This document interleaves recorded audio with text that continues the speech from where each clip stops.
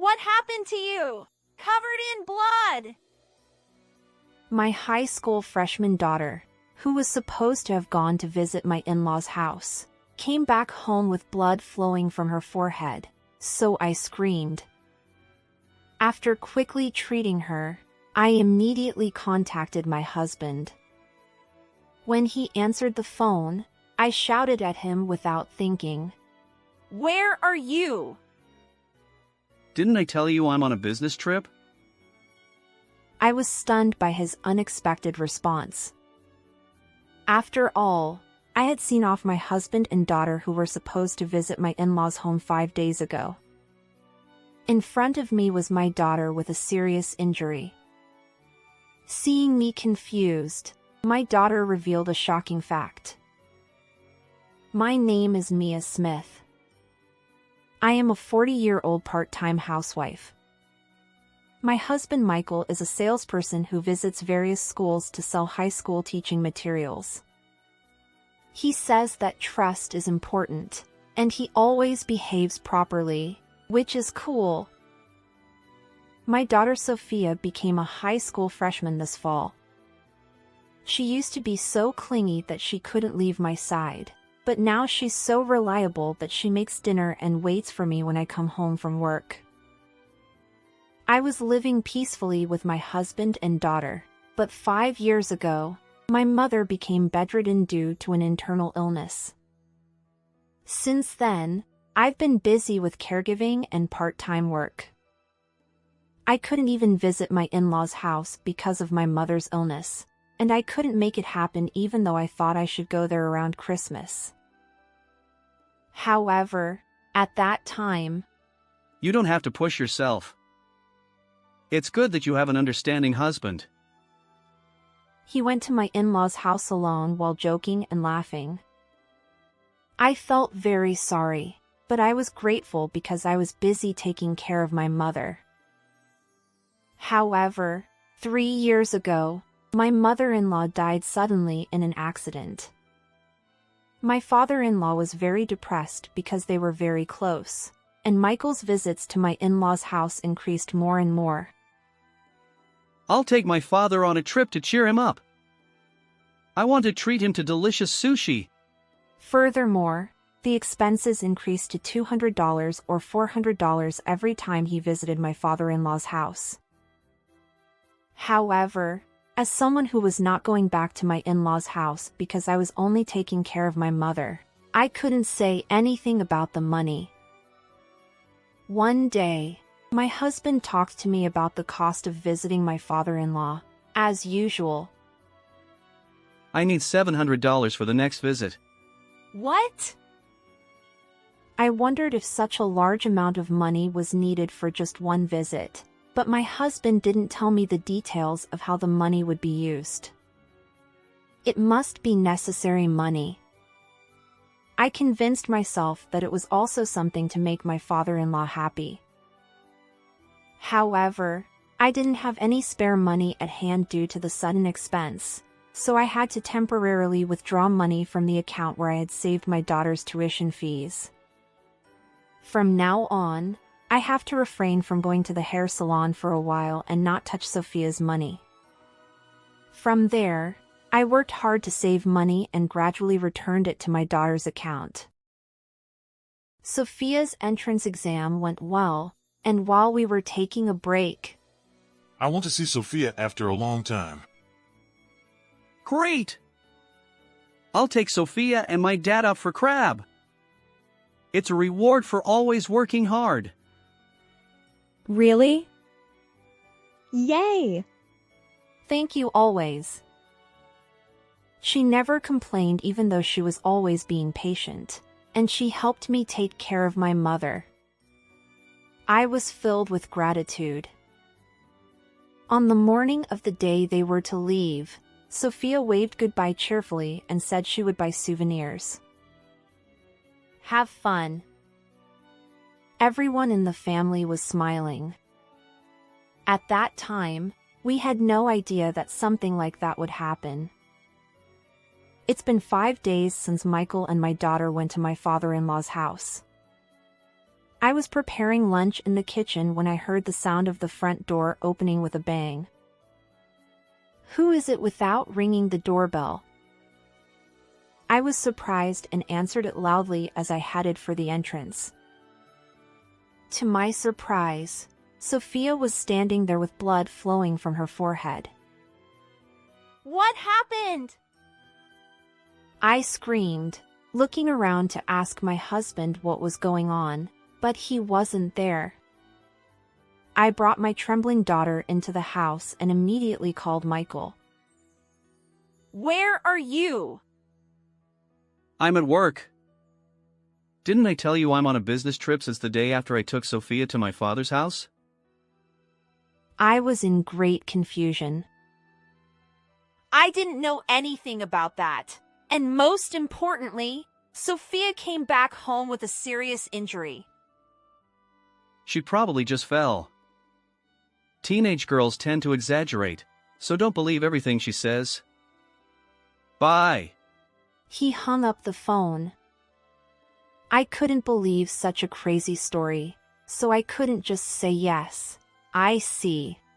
While treating my daughter's wounds, I asked her, "What happened? Did Dad go to work?" Sophia, with a pale face and trembling lips, muttered, Daddy pushed me. I was surprised, but I listened to her story while gently rubbing her back.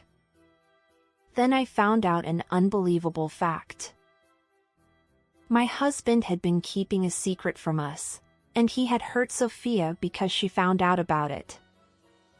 That wasn't all.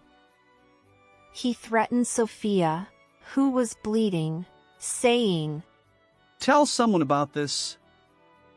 Next time, you won't get away with just an injury. Just then, my father-in-law returned from his outing, and Sophia ran away from my in-laws' house while my husband was distracted. Fortunately, Sophia had some money, so she was able to take the train alone, but she must have been so anxious while hiding her injury and returning home. I will never forgive anyone who hurts my lovely Sophia. I was angry not only about my husband hitting our daughter but also about the secret he had been keeping. I vowed to take revenge. After hearing all of Michael's misdeeds, I picked up my smartphone to call my father-in-law, but was surprised to see a mountain of missed calls from him. Oh, I'm sorry. I was cooking and didn't notice the phone ringing. It's okay. More importantly, Sophia had an urgent matter and went back home. I'm worried if she arrived there safely, so I called many times. I was speechless after hearing my father-in-law's story. My husband had been covering up the fact that our daughter, who he had injured, had run away to our house with such a lie. So I told my father-in-law everything I heard from my daughter. I will take her to the hospital, so it's okay. But I can't forgive Michael. I want to punish him, so can you keep him at your house? My father-in-law agreed to help me and said he would convince Michael to stay at his house for a while. Meanwhile, I prepared to confront my husband by running around and getting everything ready. 5 days later, after the investigation of Michael's secret was completed, I headed to my father-in-law's house. When I tried to ring the doorbell, I saw my daughter running towards me, gasping for breath. Mom, wait a minute. I told you to wait at home. That's impossible. I need to settle this injury. I didn't want to show my parents fighting in front of Sophia, so I had planned to go to my father-in-law's house alone. However, Sophia was not going to be quiet. I think I have the right to speak up too. Sophia refused to back down. I was reluctant, but I accepted my daughter's anger and decided to fight with her.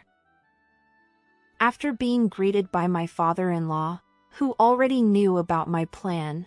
I entered the living room and saw my husband, who seemed to have just woken up, lying on the sofa in his pajamas and watching TV, despite it being noon.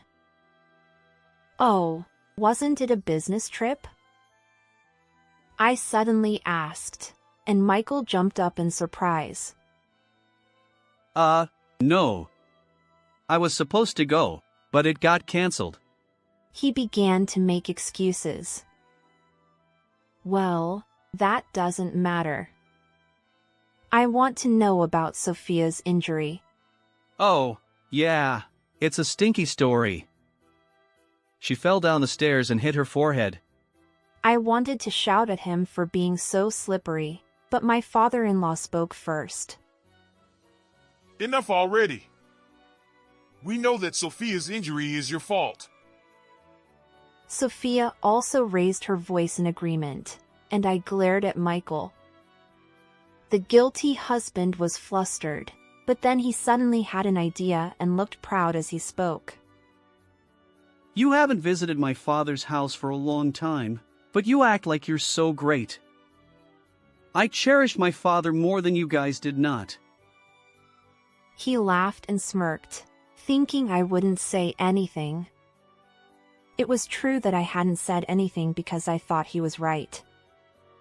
However, I already knew from Sophia's story that my husband's words were full of lies. Really?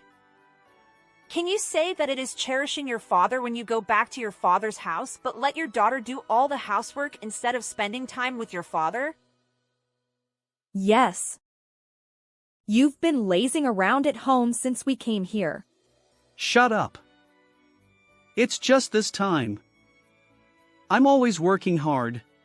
I saw Michael acting so arrogantly and took out my father-in-law's account book, which I had taken in advance. It contained not only the inflow and outflow of money but also detailed records of Michael's behavior at my father-in-law's house. Let me tell you what's written here. On June 10th, I gave Michael $150 for transportation. He lounged around all day and went out at night as usual, returning in the morning. Food expenses were high because Michael was there.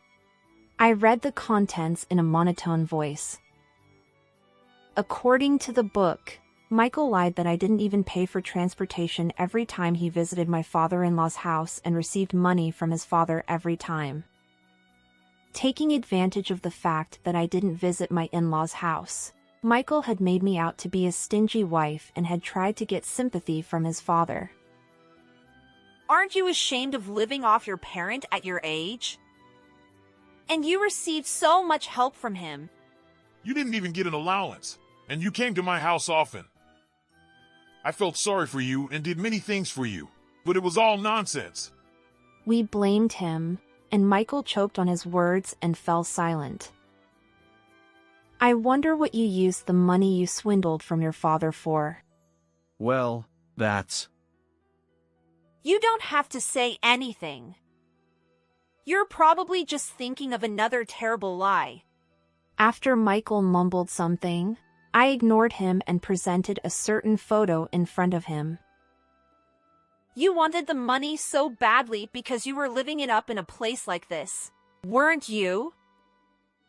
How do you know about this place? The photo showed my husband entering a shady massage parlor. He probably didn't expect that it was so well known. Michael turned pale. In fact, this was the secret that Sophia learned during her visit. She thought that Michael was taking good care of his father, but he kept going out at night and returning in the morning. So she secretly investigated him. She installed an app on his phone that would tell her his location without Michael knowing. When Michael went out, she checked his location on her computer and found that he was always at the same place. When my daughter searched on the internet, it was a service for men at night. When she was about to call to inform me of what happened, Michael came home. He saw Sophia searching for the location and details of the place on the computer and got angry, then pushed her. Sophia hit her head on the corner of the dresser and bled. You know the rest.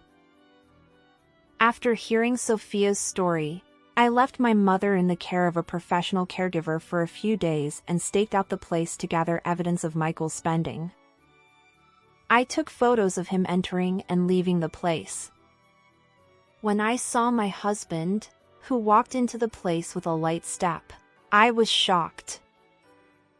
You used the money we saved for Sophia's tuition fees for this? Daddy is the worst. Given the irrefutable evidence of the photo, my husband muttered in a small voice. It's normal for a man to do this kind of thing. He then looked up at my father-in-law and sought his agreement with an upward glance. What are you talking about?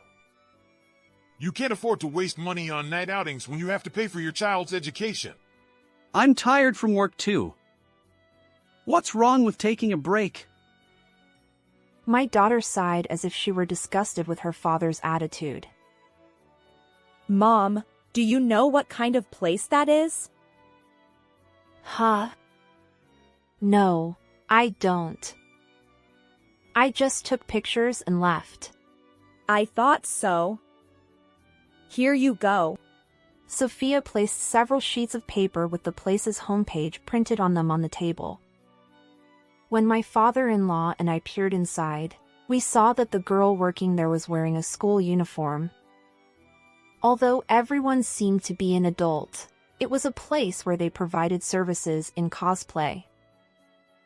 Huh. I can't believe I showed my daughter this kind of world at her age. I was filled with regret, but my daughter was unfazed. So this is what Daddy likes. Gross. She shivered as if she had a chill as she handed a piece of paper to her father. You don't have to say it like that.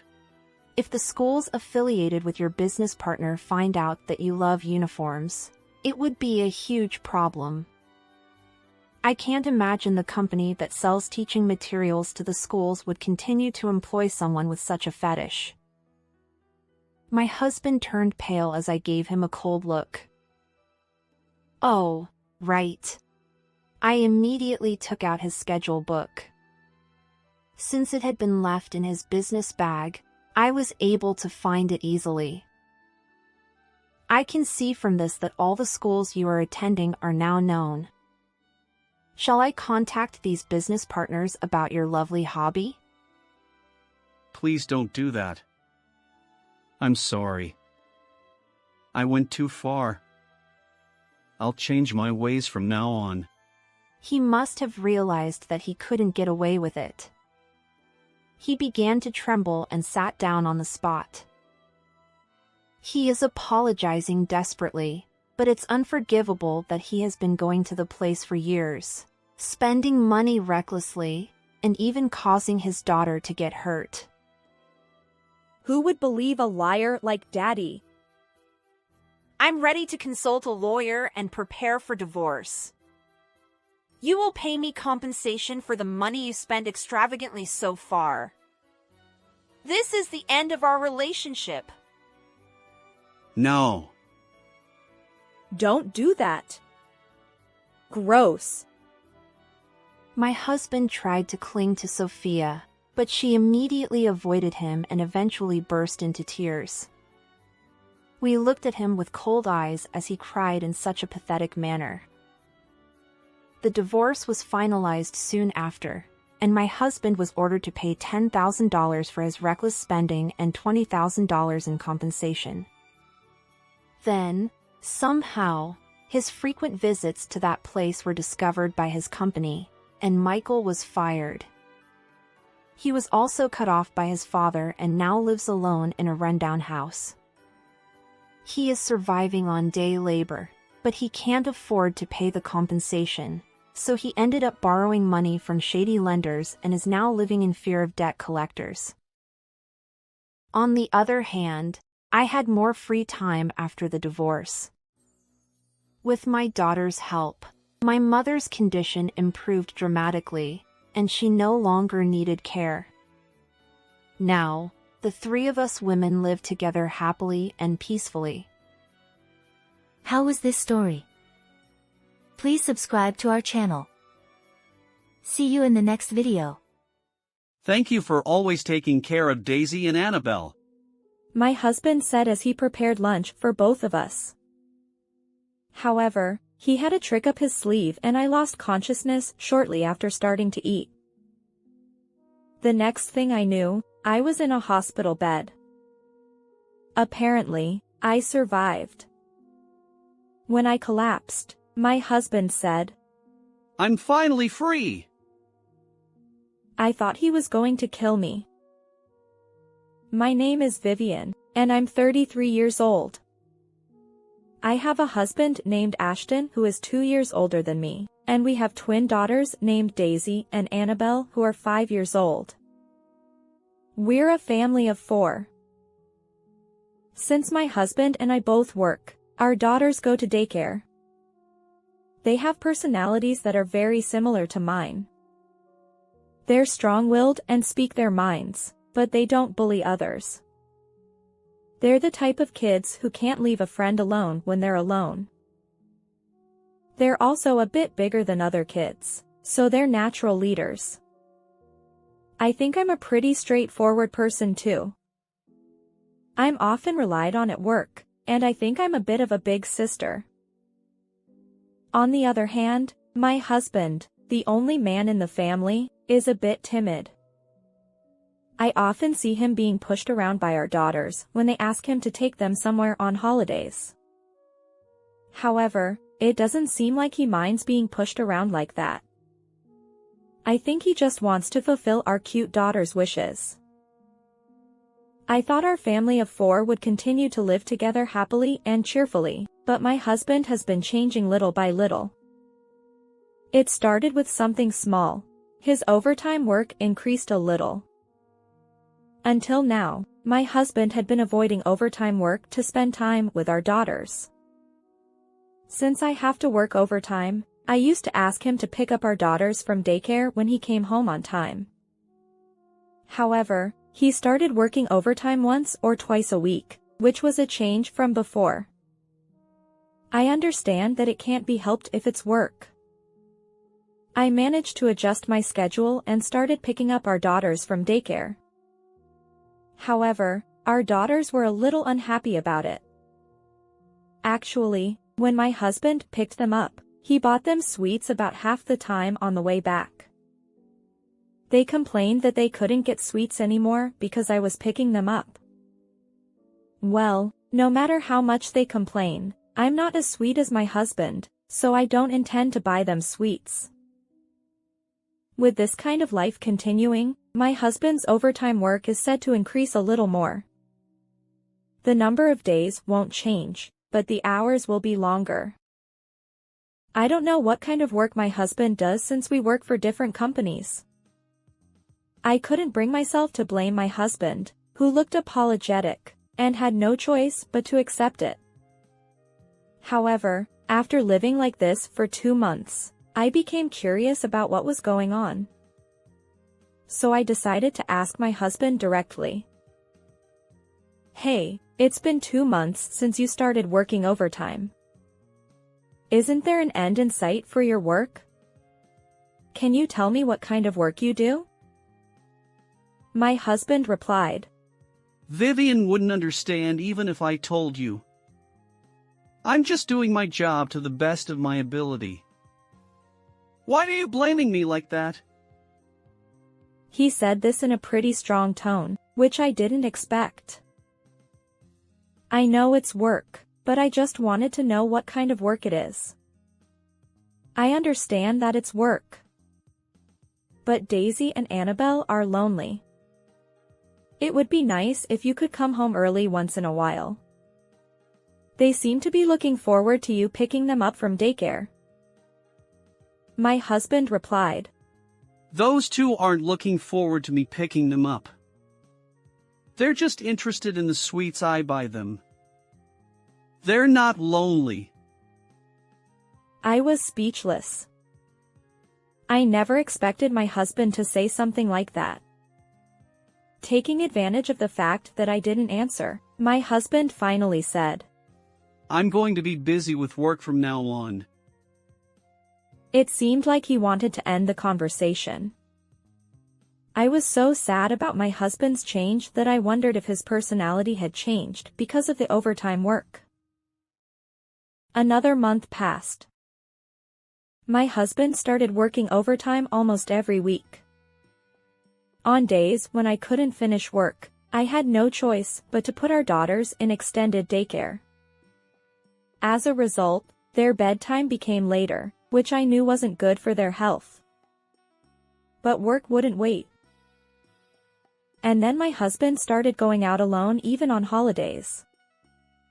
Until recently, he would respond to our daughters' requests, but now he avoids them by saying things like, I feel like going out alone today, or, I have to work on my day off today, or, I'm tired today, so please be quiet.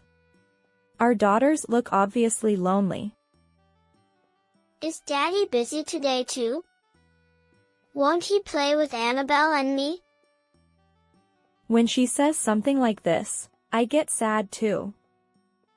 So I started taking them out more. I also borrowed my parents' help to make up for the reduced time I spent with my husband. I started to think that my husband's behavior had changed too much. I began to think that this was a family crisis. And then the incident happened. It was a holiday. Our daughters were being taken care of by my parents.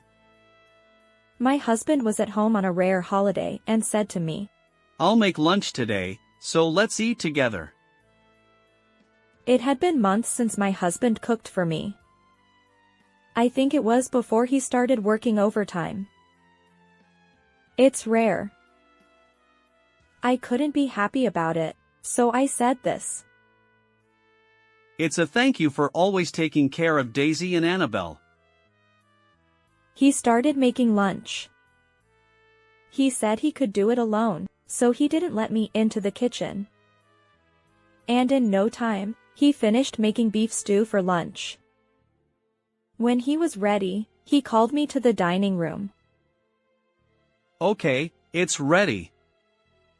Let's eat together. He said it brightly. Even though it was lunchtime, he took out wine. Daisy and Annabelle aren't here today, so how about some wine?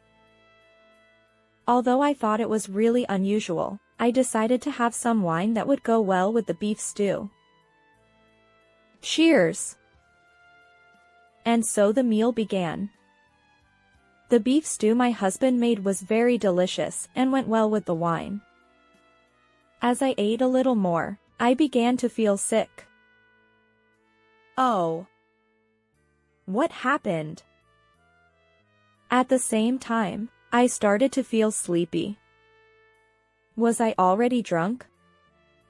I'm usually good with alcohol. But the sickness and sleepiness only got worse, and I ended up losing consciousness. Just before I lost consciousness, I heard my husband say, I'm finally free! The next day, I woke up in an unfamiliar place. My father-in-law was the first to notice that I had woken up. Vivian, are you awake? Don't worry. You're in the hospital. Hospital? Why am I here? My questions were not answered.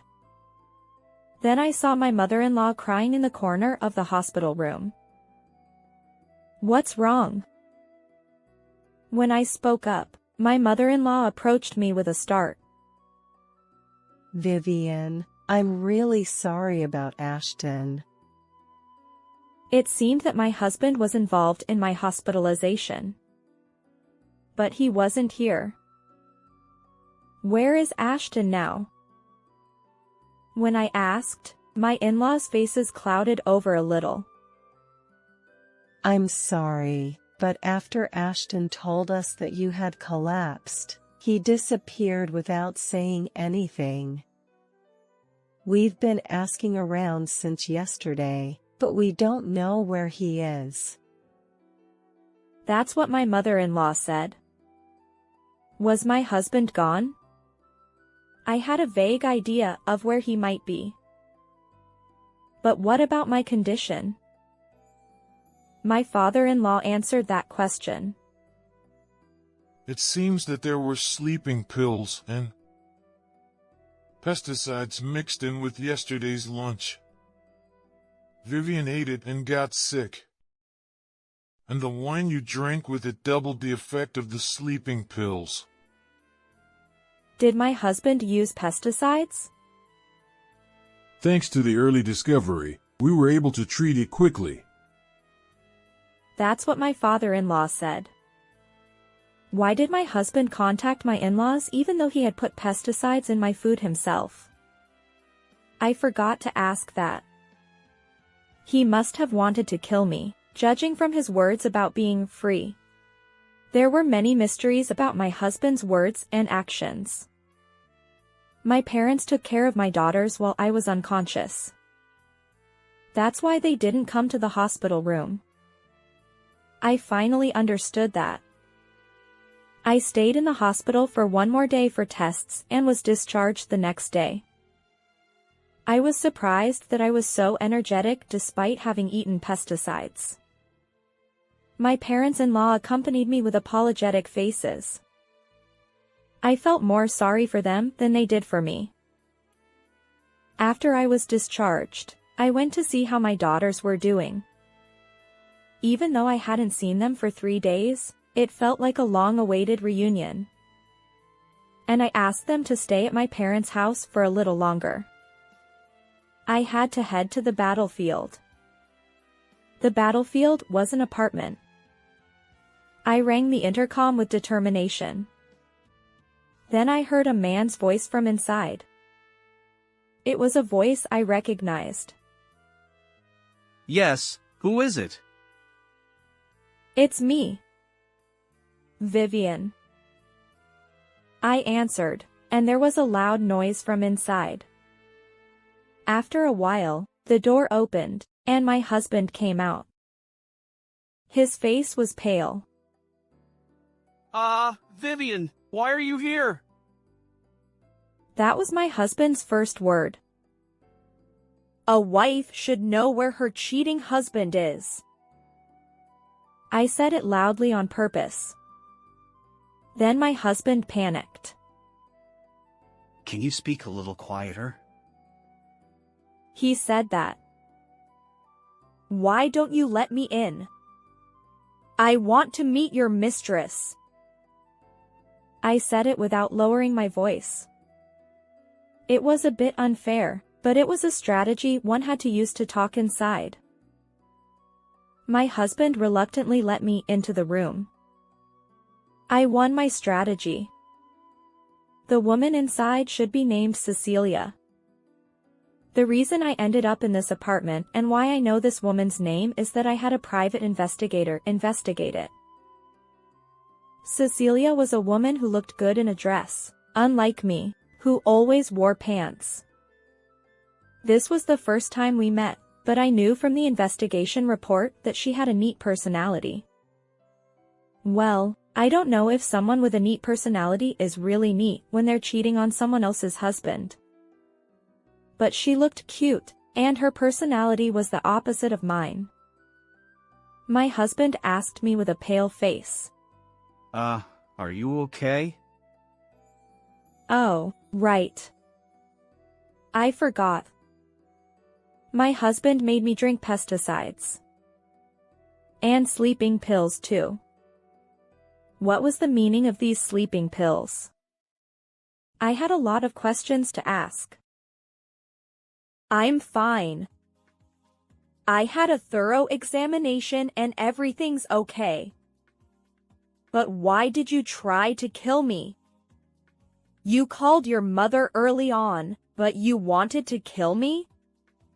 And what was the reason for the sleeping pills? I don't understand your behavior at all. Then my husband muttered something. I didn't try to kill you. Well, maybe I thought about it at first, so I gave you sleeping pills to delay the discovery. But I got scared, so I couldn't call an ambulance, but I called my mother. If you were found, I thought my mother would take you to the hospital. I see. So you ran away here? I said it sarcastically. But it was true. I'm sorry. I might have thought about killing you at first, but I didn't do it, did I? So can you forgive me? Huh? I sighed heavily. I couldn't forgive him for trying to kill me. Besides, only with such a cheap apology. I want to know what you wanted to do after trying to kill me. Did you want to remarry Cecilia, who is there? And what did you mean when you said you became free on the day you put pesticides in my food? What does that mean? I asked him a series of questions. My husband answered slowly while looking flustered. I was going to remarry Cecilia if you were dead. I was tired. I couldn't keep up with the power of you, Daisy, and Annabelle. That's why I said I became free. I see. So that's what it was. Was my weak-willed husband really cornered? But he was cheating on me? You cheated on me and then you're saying we cornered you? What are you talking about? You made an escape route for yourself. Who came up with this plan? If you say you came up with it because you were cornered, I can believe you, but if Cecilia is involved even a little bit, I won't forgive you. Then Cecilia spoke up. I came up with this plan. I couldn't stand to see Ashton being cornered like that. So if you won't forgive him, then I'm also. Was she trying to feel like a supportive wife? But she had made a very dangerous plan. So in the end, you two came up with the plan together. I understand. I recorded this testimony, so I'll file a complaint with the police. If you have anything to say in defense of your infidelity, please do. I'll record it on this voice recorder and let my lawyer listen to it later. Let's see which one of us can recommend divorce more advantageously. I said that and took out the voice recorder that I had been recording until now. I got tired of the busy daily life, and then Cecilia from the same company started to look very cute to me. I knew it was wrong. I should have divorced Vivian before cheating. I'm really sorry. And I don't need Daisy and Annabelle's custody. I want to live quietly with Cecilia from now on. He apologized, but he still cheated on me, and he didn't care about our daughters. Then you'll pay for the infidelity compensation and Daisy and Annabelle's child support every month. Even if you say you're giving up custody, they're still your children. Paying child support is your duty as a parent. Then, I know that. I just don't want to live with them.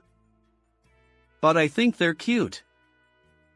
I'll pay child support, so I want to see them occasionally. You can't do that. You're going to cheat because you hate Daisy and Annabelle, right? That's too selfish of you. Well, I'll explain this to Daisy and Annabelle and let you see them if they want to, but... My husband slumped down. And then I said, let's decide the amount of compensation for the divorce through a lawyer later. And as for the matter of you trying to kill me, I'm not going to settle or anything, so you better pay for your crime. And the compensation for the pain you caused me will be added to the compensation for the affair, so be prepared. My husband seemed to lower his head even more.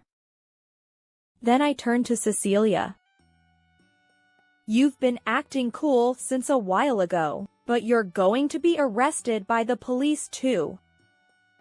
And I'm going to make you pay the compensation for the affair too, so you better be prepared. Cecilia had no choice but to slump down too. The rest of the story. My husband and Cecilia were taken away by the police after I submitted the complaint and the voice recorder data. I think they will probably be arrested for attempted murder. They won't be able to avoid going to prison once the sentence is confirmed. Before that, I divorced my husband. The compensation I received from my ex-husband and Cecilia was quite a large amount. And the monthly child support my ex-husband had to pay for 2 children was $800 a month. How hard it must be to pay this amount while paying back the debt of compensation that he and Cecilia chose. By the way, my ex-in-laws were completely on my side and they said they cut off their ties with their son. This means that my ex-husband has no one to rely on anymore. Well, I hope he remarries Cecilia or something and keeps paying the child support. As for me, I decided to go back to my parents' house with Daisy and Annabelle. It took a little longer to commute from my parents' house, but I still managed to make it, so I decided to do my best. I told Daisy and Annabelle the reason for divorcing my ex-husband as much as they could understand. And then I asked them if they still wanted to see their father, and they both said they didn't want to see him anymore, so I decided not to let them see him. I thought they must have felt something when he tried to kill me once. I hope I can live with my 2 daughters and give them enough love with my parents from now on. How did you like this story? Please also subscribe to my channel. See you in the next video.